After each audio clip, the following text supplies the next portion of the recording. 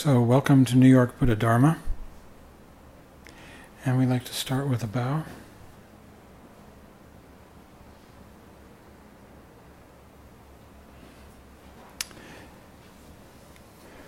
Tonight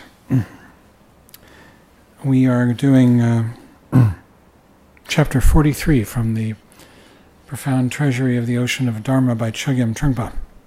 We're talking about that. And the subject is Vipassana meditation. So I thought we'd start with just a brief guided meditation to have the two kinds of meditation that we do sort of at the top of our minds. Or not.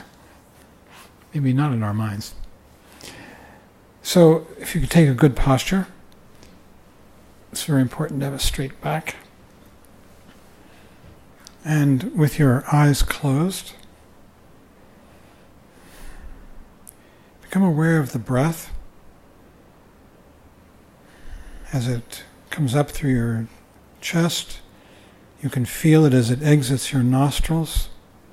It goes out, and then you breathe in, and you can feel it as it comes in through your nostrils and comes down, and your lower belly expands. And then your lower belly contracts and you start to breathe out. Your breath comes up. You can feel it as it exits your nostrils. And we'll just do that for a minute or two.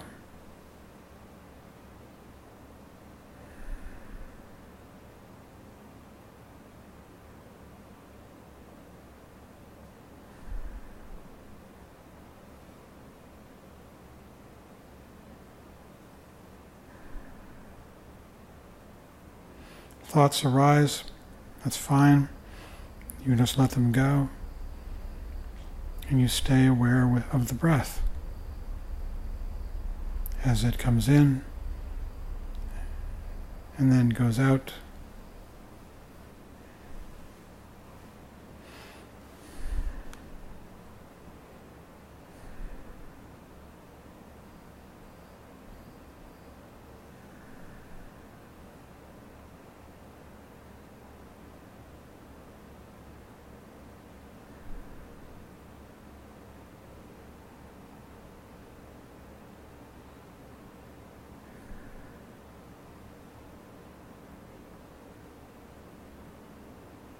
It's very peaceful, and your awareness is on the breath.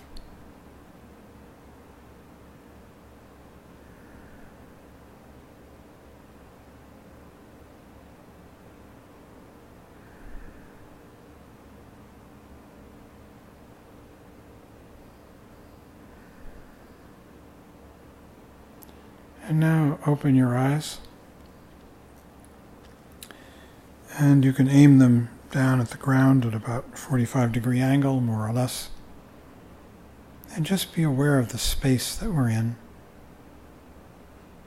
You can feel your awareness expand and fill this space. It doesn't have to be aware of any particular thing, but different ones of the knowables present themselves, objects of sight, sound, probably no smell or taste, but tactile sensations in your body, and of course mental events. And you're just resting right here in the space.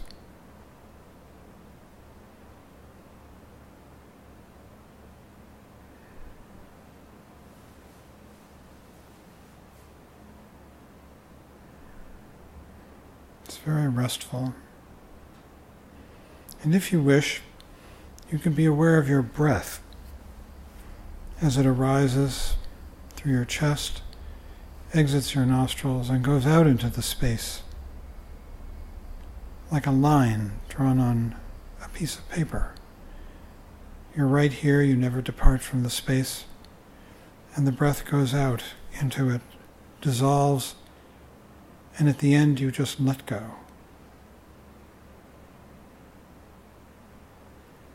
Breath comes up, goes out, dissolving as it goes, and at the end You just let go.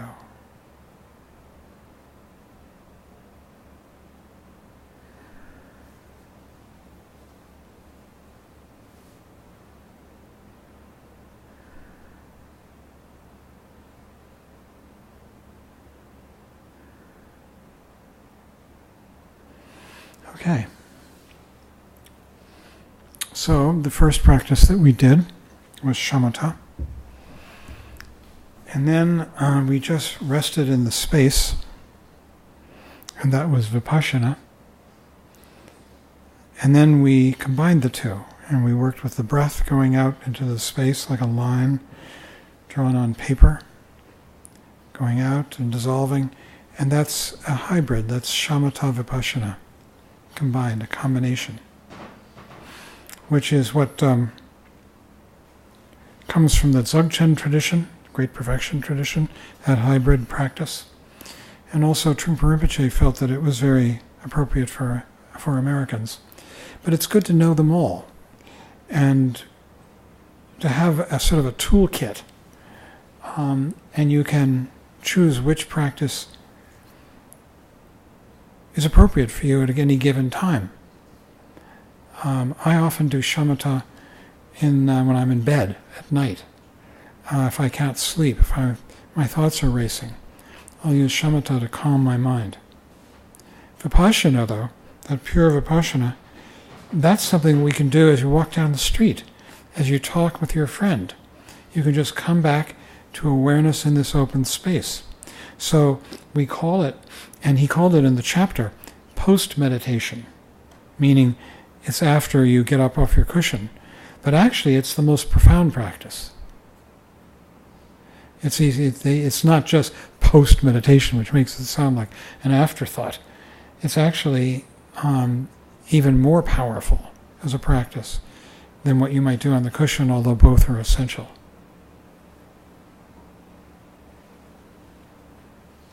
So, this chapter was primarily on vipassana, although he did talk about shamatha as well, because it's necessary to understand the relationship between the two. We never give up the main principle of shamatha. Even when we're doing vipassana, awareness in space, we treat the space as though it were the object of our meditation. And it becomes a kind of shamatha if we do that. That is often called meditating on the alaya. The alaya is sometimes translated as being the unconscious. It's that part of our psyche that is semi-conscious or unconscious. It's where memory resides. And if we simply treat this open space as an awareness object, we're practicing vipassana, sure, but it's also sort of a form of shamatha because there's an object and we're training our mind to be aware of it. And the object really, when we're doing that, if we treat space as an object, it becomes the alaya. And the alaya vijnana, the eighth consciousness,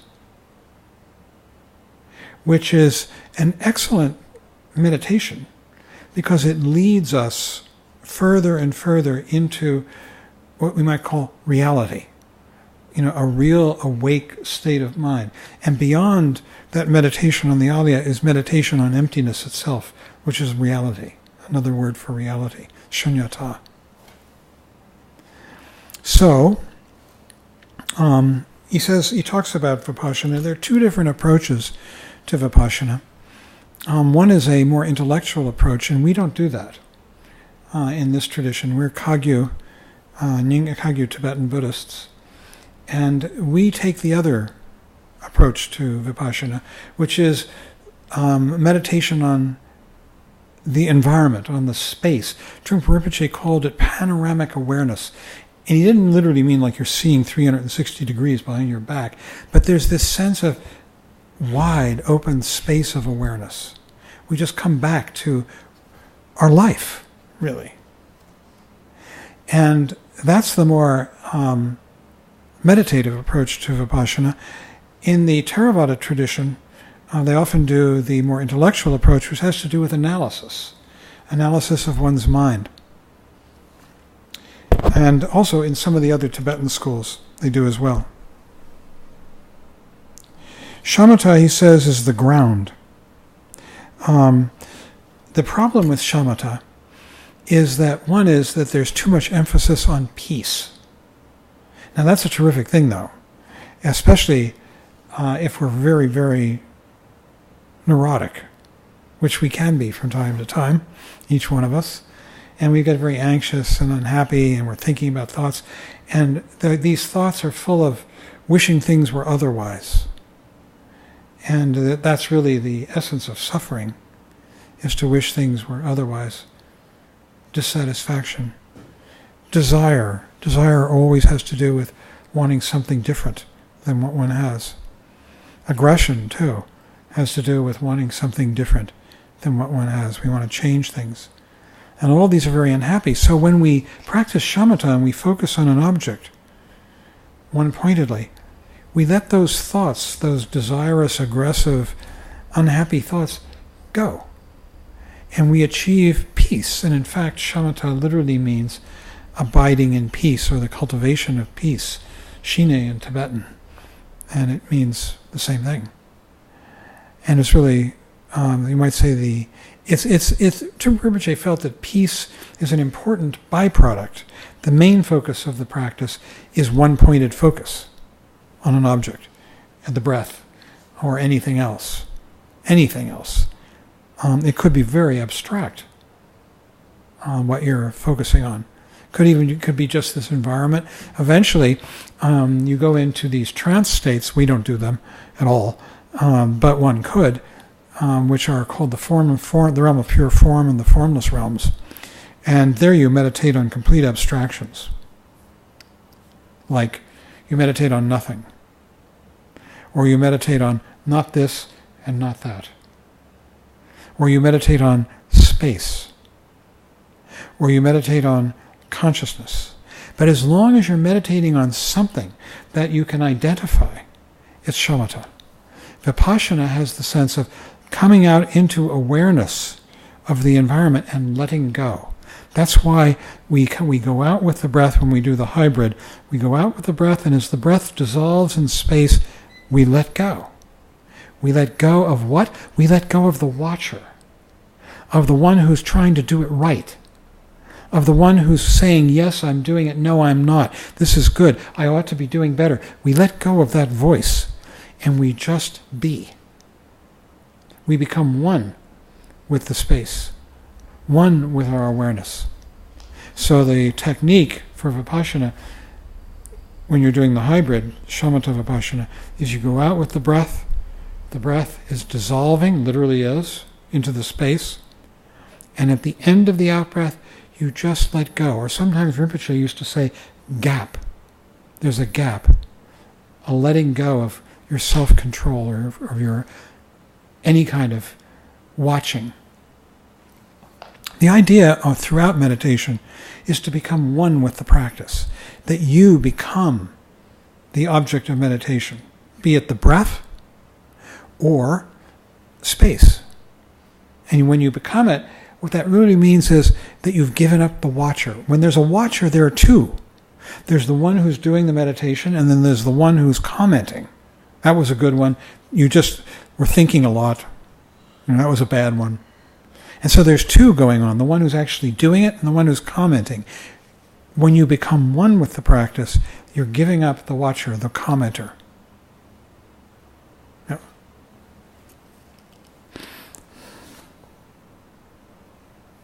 He says, with Vipassana, we sharpen our awareness. We sharpen our awareness of our lives. And that it's the seed of prajna. And this is very important. The teachings, describe the path and a series of discoveries that the world is literally not what we thought it was. We thought it was this veil of tears where I'm suffering and I'm in constant, problematic relationships with my money, my spouse, my lover, my children, my friends, my enemies, my life, my car, whatever it might be. We're in these problematic relationships. And what the teachings say is that that's just all the stuff of suffering. And then they give us a description of what the real world really is. And it's described in lots of different ways. I mean, not lots, but a number. But the first one that we're given is the description of emptiness, shunyata. And it's the idea that I and other are myths. And the faculty that perceives that is the faculty of transcendent wisdom, which is, in Sanskrit, prajna. And the way in which we cultivate prajna is through the practice of shamatha. The practice of coming into this world in a very, very realistic way. Every time we give up the thoughts, we're giving up I and other. And our awareness is getting heightened. Now, we still have it in the back of our mind. But the more we practice, the fainter that belief in I and other gets. And the more in which we begin to step into the world as it's described in the teachings. And then the teachings begin to key us. You see, it's never really the words. What they do is they just lead us on in our intuition into really letting go of I and other into this space of the present moment. And there are teachings beyond that about what this is. So all of those intellectual teachings also become part of Vipassana. And when you practice this panoramic awareness, they begin more and more and more to become real. This is the way we bring them into our lives. All these teachings which are so powerful and profound, the teaching of emptiness, which is all the emptiness is that I and other no longer exist. And then when you get to Tantra, emptiness becomes secondary. And what becomes primary, I don't know if I should say that, is luminosity. Prabhasvara in Sanskrit, Ursel in Tibetan. And what they're saying is that within emptiness, within this space of no I and other, nonetheless, things arise. Visual forms, sounds, smells, tastes, touches. And these things are very vivid and colorful. In fact, they are luminous. They glow in emptiness. Now, in our ordinary minds of I and other, we're so consumed with anxieties and plans about the future and regrets about the past and all of that, that we don't notice the emptiness. We're thinking. It grays out the world. But the more we come into Vipassana, the more the world lights up. And in the Tantras, they talk about reality as being the union of emptiness and luminosity, of this empty space, which is real, that we encounter in Vipassana, and of the luminosity of the phenomena. And this is why Tantra is so full, Vajrayana is so full of such color. You know, there's Tara on the wall. Is that Tara? Yeah, it is Tara on the wall up there. And there's the Karmapa, and he's got all these deities around him, and, you know, the wrathful deity down there in the lower right-hand corner, and all the lineage figures, and, you know, it's just full of incredible color. If you walk into a traditional Tibetan temple, it's chock-a-block. You know, there's not a square inch that isn't filled with one deity color or another. You know, it's just tapestries and banners and everything. And it's because of this emphasis on the beauty and the color of the world, the luminosity of Tantra. So Vipassana is key. We sharpen our awareness. And it contains within it the gateway. They help for us to realize what these words that we read are talking about. You see, Trungpa Rinpoche says, Vipassana helps us to hear the teachings properly. We are able to perceive the subtlety and depth of the teachings. And the Vipassana begins to open the gate of wisdom. Wisdom in this sense, he's talking about jnana or yeshe in Tibetan.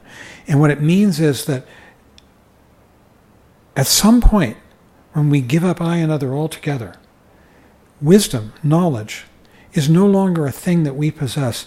It's a property of existence, and it illuminates everything.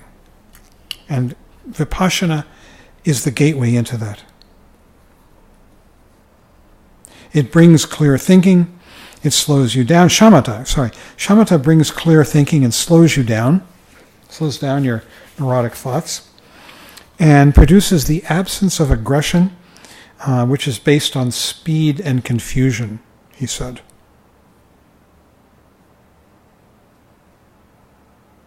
In order to perceive or understand the Dharma, you have to develop a state of mind without aggression, a mind based on non-ego and non-speed. And shamatha is the first step to doing that, because we are cutting thought. We're seeing thoughts, and then we're letting them go and coming back to the object of awareness, the breath. Then he talks about how in the normal course of things, whether we're utterly confused or not, nonetheless, as long as we believe in an ego is a story about I that arises again and again and again. We have thoughts, I am hungry, I want to eat some lunch. I am worried about my livelihood. I am feeling lonely. I think I'm really having a good time in this movie. I really like this person who's sitting across me. I. And but the thing is about any statement about I is that it has a beginning and an end. I'm hungry. Began and ended. And there are continual gaps in ego. Those gaps are our opportunities to practice. In the gap between the statement, that's where we come into vipassana. That's where we come back to our awareness of this present moment. So it's in the gap that we find sometimes those gaps are just infinitesimal. They're just like a split second or a split hundredth of a moment, he says. And nonetheless, they are still opportunities for us to practice. He says the reason we can arouse potential prajna. Remember, prajna is the faculty that begins to see reality as it really is. The reason that we can arouse potential prajna by means of vipassana is because there are gaps into which we insert vipassana and relate with unconditioned mind. That's unconditioned mind is what is in the gaps. It's just this. So he talks about the vipassana technique, which is just what we described in the third foundation of mindfulness. It's a sudden glimpse. He talks a lot about the echo, which I'm not quite sure what he means here. If anybody has any ideas about this, I'd be very interested. He says,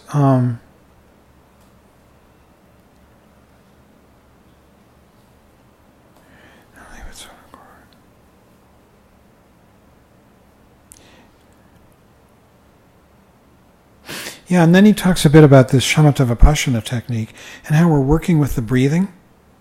And the breathing goes out, and it goes out into the environment. So it's leading us into a vipassana awareness. We follow the breath out into this space, and it helps us see the space.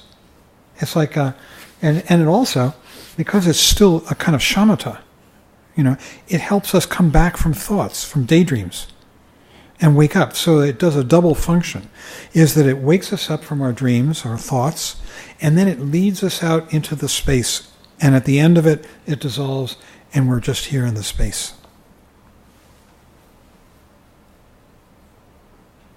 He says, as long as you go along, following the breath out, you find something to let go of constantly, even though you thought you were letting go completely.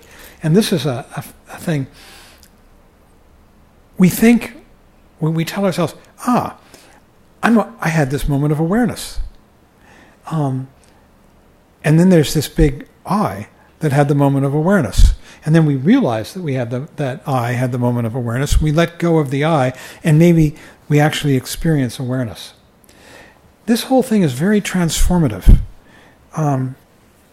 The world transforms, and one of the things that happens is that the world becomes very vivid and very almost creamy, almost tactile. We think we live in this empty space. But really, it's a world of constant arising and passing away. And the space is not empty at all. It's lit. And really,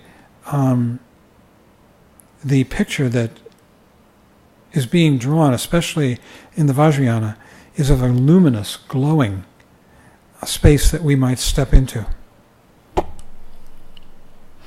And he says, so we're constantly letting go, more and more, letting go of me, letting go of my control, letting go into awareness. And he says, the role of the teacher is to present a more and more loose and free style of practice, that you let go more and more. I can think of so many ways Trungpa Rinpoche did it. The one that just popped to mind, he used to take people on what are called yun expeditions. Yun is, things have yun, and when they have yun, they glow with a kind of richness and wealth. In this room, maybe the only things that I can see off the top of my head that have yun are on those shelves over there. They're statues, rupas. There's one of Manjushri that's particularly glowing. And then there's a Bodhi leaf that's sort of covered with gold foil. Gold has a lot of yun. But it doesn't have to be gold. It could be just beautiful clothing. You could go to a beautiful clothing store. There was a terrific store on Park and 69th that had the most amazing, what do you call it? Like teacups and tea saucers and vases and, made out of porcelain and extraordinarily painted. I can't remember the name of it. I felt, huh? Is it still there? It got smaller, though. It was really a shame. They cut down the size of it. They couldn't afford, I guess, that much space. And it has the most amazing yun in that store. Really. I'd love to look in the window. Isn't it extraordinary? It's 69th and Park, isn't it? It's on Park and... The southeast corner. I can almost remember the name of it. I actually bought a vase there. Yeah, and also there's another store that I particularly thought had a lot of yun.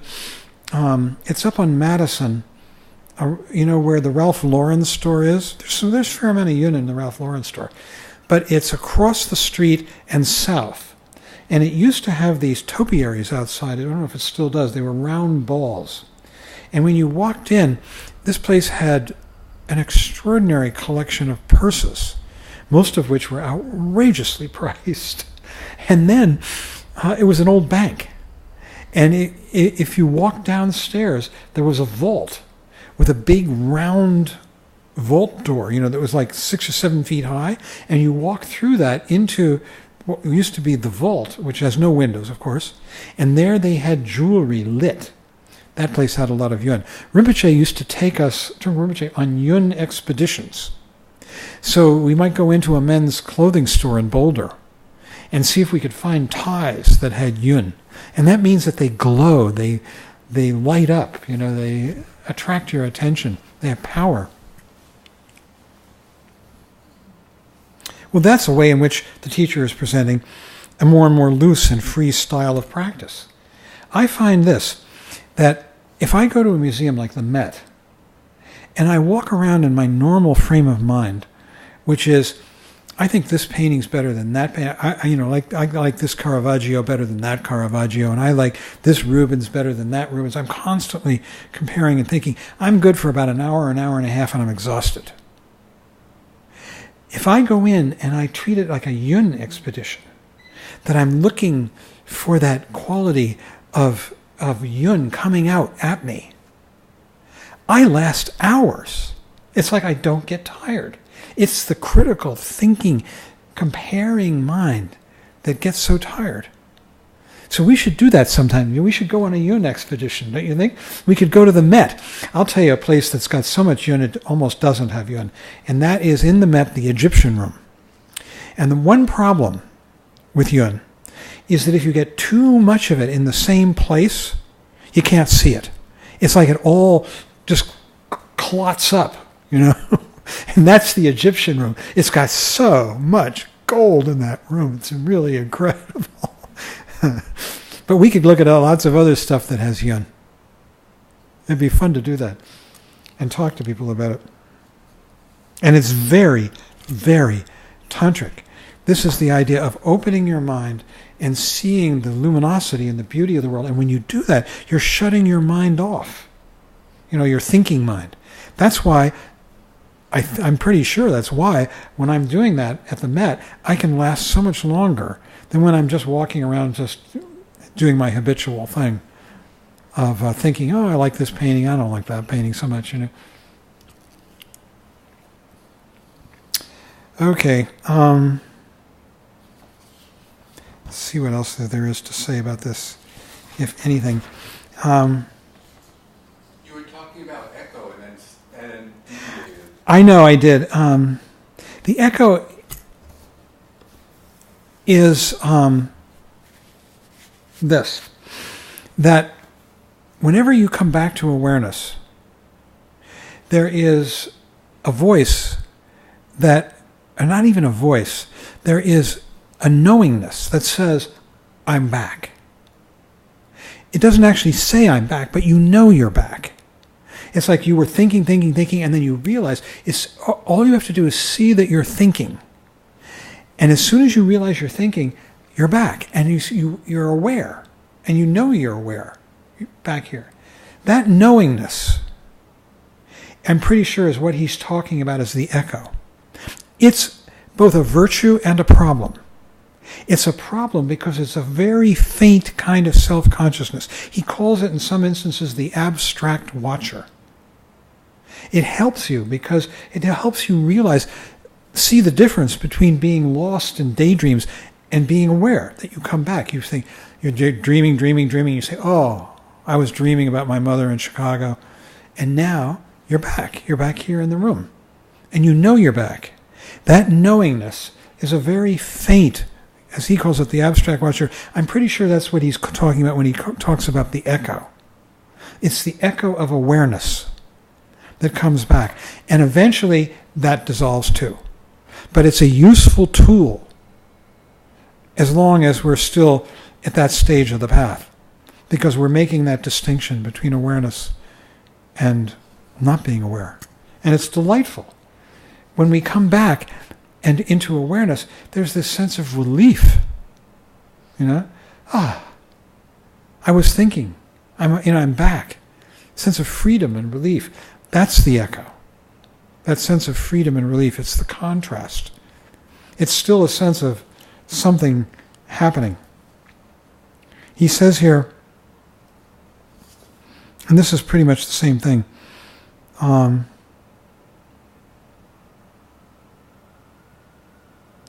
He says, the seriousness of shamatha's one-shot deal is lightened by the echo.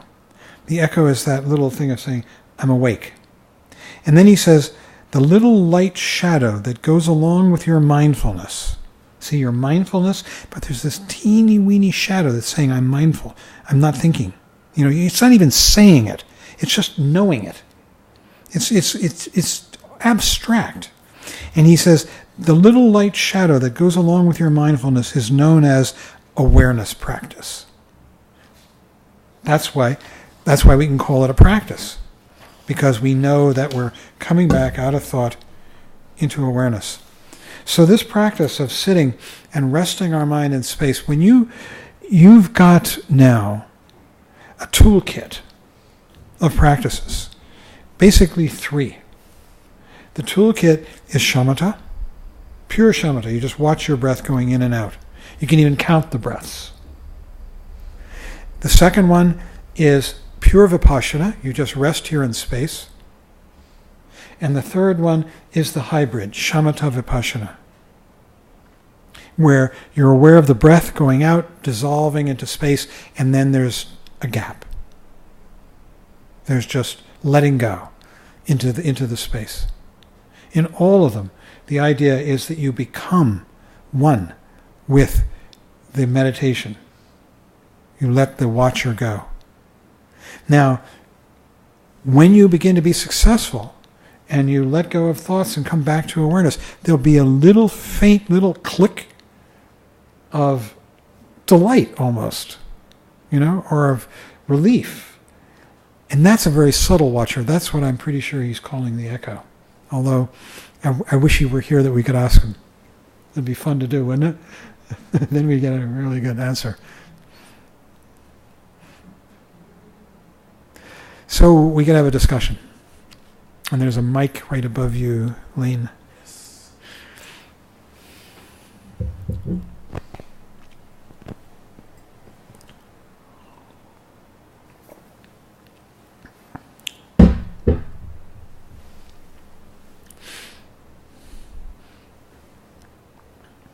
Be fun to do a Yun expedition.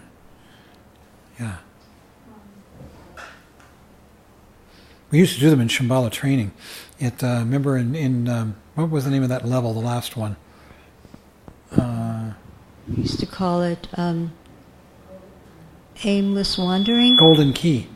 Yeah. When we did Golden Key. The aimless wandering. That was another practice. Oh. Yeah. Yeah. Anyway, at the Metropolitan Museum, I like to go to the American wing where they made this space into like a old-fashioned American town. Have you ever been there? I think it's called the American wing. They have like the facade of an old building. You walk inside and there are rooms where you see the way people used to live, years ago in America. And then they have statues outside, in this space. And one of the statues, the statues are very beautiful. Like, there's a statue of an American Indian, I think Hiawatha. And there's a very famous poem about Hiawatha. By Longfellow. Yeah. And it has so much yun that every time I see the statue, I stand in front of it and I start reciting the poem of Hiawatha. Because it's so inspiring. Can you give us a little of it, or do you have to read it? In the da da da da da da da da da. I went there with my sister Gloria once, and I said, "Okay, let's recite the poem of Hiawatha." So she got it on her phone, and we just stood there and we recited the poem. Because when you look at something that is very uplifting, you're inspired to recite poetry. You're inspired. It's like it opens your heart up. It opens your senses up. And you just know that you're completely in a state of delight or bliss. That's one thing. There are plenty of things at the Met that can make one feel that way. But for me, that's one of the big things. When I go to the museum in Boston, the Boston Museum of Fine Arts, the first thing I do is go and look at all the small, the scale models of ships, because Boston used to be a big boat building town. I don't know if it still is, but in order to make a big boat, you had to make a small one. And they have an entire room with these small ships. Models. They're just magnificent. And then you can open drawers and see sketches of everything, and it's just can spend like a whole day in that room looking at everything. And then there's another room where they have Sargent paintings.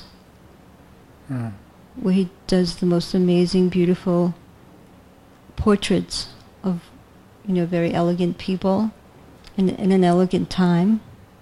I can just sit there all day and look at his paintings because they have so much yun. The other thing that I heard the story about Rinpoche once, he was in a men's store, I guess in Boulder, but I don't know where it was. And there was a white dinner jacket there. And he bought it because he said he'll probably never wear it, but it has so much yun that he had to take it home and rescue it. Take it home and what? Rescue it.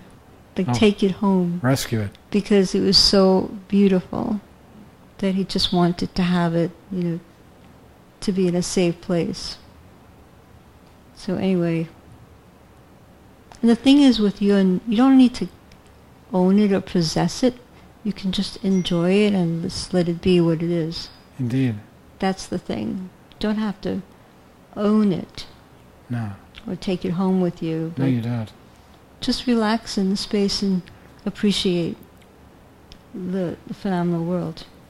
I was just thinking of an obvious yun object. The Lady in Gold at Klimt at the Neue Galerie. Mm-hmm. Oh, it just drips yun. Beyond, yes. Well, all his paintings have incredible amount of yun. And that is extraordinary. Mm-hmm. I mean, the Lady in Gold. It's a very beautiful museum too. Yeah, it is. Especially those paintings, and then also the restaurant on the first floor, the main floor. The cafe. Yeah, the cafe. You feel like you're in old Vienna, and there's a piano there, and it's just a very old, beautiful kind of space to hang out in. When Rinpoche used to come to New York, we would pick him up at the airport. First thing we'd do, take him to the Plaza Hotel, and he would get his hair cut. In those days, they had a barber shop at the plaza with this old Italian barber who was there. It was a men's barber shop. And he would come in and he would have his hair cut. And then we would go for a drink at the Oak Bar. Neither one of those two things exist anymore. But that's the thing that he loved to do, is go have his hair cut, this little barber shop, and then go have a drink at the Oak Bar. So anyway. Marie.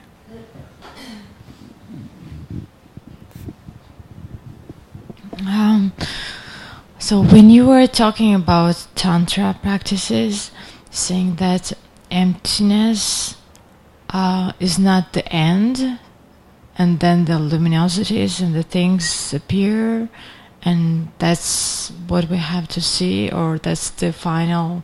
So then I don't really understand if like this life and everything is like illusion and emptiness. Illusion?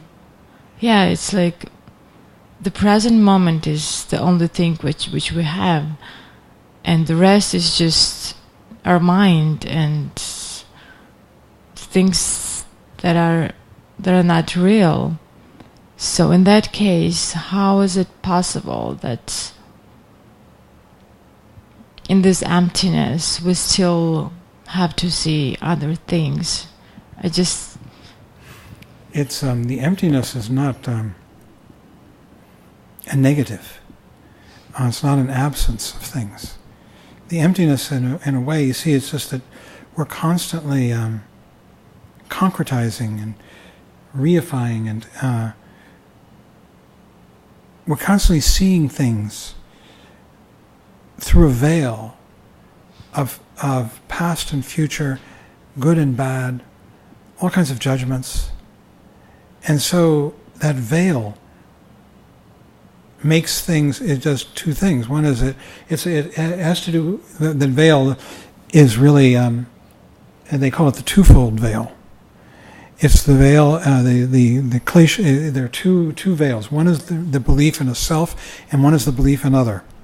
And if you believe in a self, then you worry about yourself, and when you have beliefs in others, then you have constantly conflicting relationships, of hate and passion and desire and envy and all these things. And so you're worried about yourself and you're in conflicting relationships with others. This is samsara. And emptiness means that's gone. And then they talk about what is revealed in emptiness. And what is revealed in emptiness is the beauty of this world as it arises and passes away continually in the present moment. So there's a formula that often is chanted in tantric, when you do puja, when you do tantric rituals. And it's very simple. It goes like this. It says, things, things do not exist. They don't have no true existence. We think they do, but they don't. So the formula goes, things do not exist, and yet they arise. They arise, and yet they do not exist. That's the formula. And it's like a descriptor for reality. We're living in this world in which what we take to be things, don't have any true existence, and yet there's this constant show, a display. They liken it to a magic show, to the appearances in a mirror, to a mirage in the desert, that we think it's real, but it's not. And yet, it's so vivid, and we can enjoy it. We can participate in it. We can, in a very real way that's full of wisdom and love and compassion and beauty. That's the teaching. So emptiness, you see, is not just this sort of negative thing. It's emptiness is this beautiful space in which nothing has any true existence. Now, when they define true existence, they talk about, see, when we believe that things actually have true existence, we believe that, A, they endure through time. Time is an illusion. It doesn't exist. It's a concept. All we ever have is this present moment. So, A, we think that they exist in time, like that Gamden is getting old. It needs to be repaired and, spruced up or cleaned or gotten rid of or something. And then we get a new one in the future. So that's the way we think. And so that's the first thing. We attribute an ongoingness to things, which they don't have, because they're just presentations in the moment. Second thing is that things are independent. You're independent from Lane, from Sasha, from me, and all of us. We are all independent. That's a myth too. We arise in the present moment in this matrix here, full of the radiator and the, Marie and the cushions and the floor, and it's all arising like this. So things are not independent. Things are inextricably related. Interdependent. And then the third thing is we think that things are unitary. They're not unitary. You can't even find what they are. They're changing so fast as you look at them, you can't grasp that one thing. We think, well, that cushion is a cushion is a cushion, But actually, now it's not, now it is, now it's not. It's a constant presentation. So emptiness is the denial of existence, those three qualities. It says they don't exist. Now, it's also the affirmation. It's not only a denial of error, and this comes with meditation practice, and it also comes at the hands of a teacher, that you can have emptiness pointed out to you, and you can experience emptiness. And the experience of emptiness is very positive and powerful. It's not just an intellectual abstraction.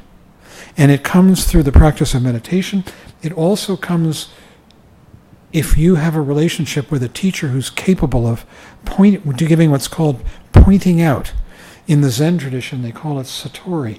In the Tibetan tradition, they call it pointing out, where the teacher's mind and the student's mind meet. And the teacher can point out emptiness as a living experience, but it's not just empty. It's full of color, vividness. It's almost a kind of magic. It is. What we're sitting in is a miracle. And we think, oh yeah, Nalanda Bodhi, we know the room, it's got its problems, it's got its virtues, but we think of it in a very ordinary way. But what we're constantly in the midst of is a miraculous presentation. One more question. So when you're saying that only beautiful things reveal in emptiness. No. It's not. No. It's not only the beautiful things. No, it's not just beautiful things. Okay. The beautiful things, this quality of yun can help us contact the luminosity and the emptiness. But you can't just focus on that. No. Absolutely not. No. I mean, a dog shit in the street has its luminosity, right? Yeah. Everything does. Everything is luminous. I mean, we should, at some point we'll study the 3 bodies of the Buddha, and these are all about emptiness and luminosity. That's what the 3 bodies of the Buddha are about. I'll give you this little chant. Should I do it or not? It's on video. This is one version of the, every morning, actually we should talk about this. Now that you've taken refuge, everybody in this room has taken refuge, in the morning, if you practice, it's really good to, I'm just thinking, is there anything else? You want to take refuge. Say that, I take refuge in the Buddha and the Dharma and the Sangha, and we can circulate some different refuges. Here's a complicated refuge that has to do with what we've been talking about, this magic of emptiness and luminosity. It goes like this. I got to get started.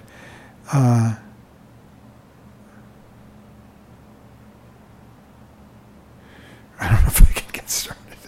No, I'm going to have to give it up. I just need to. I do it every morning, and I can't catch it. Because it's night now. It's night. That's the reason. Thanks, Rochelle.